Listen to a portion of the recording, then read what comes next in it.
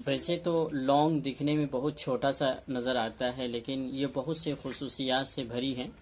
कहा जाता है कि इसमें विटामिन सी भी पाया जाता है, विटामिन ई भी और विटामिन ए भी, और ओमेगा 3 फैटी भी इसमें के अंदर पाया जाता है। और अगर इसका बाज़ाब्ता रात में सोने से पहले अगर इस्तेमाल करेंगे तो आपको जो कब्ज़ की शिकायत है और पेट में जो तेज़ाबियत बनती है और गैस का जो शिकायत होती है, अगर आप इसको गुनगुना पानी से रात में सोने से पहले 1 या 2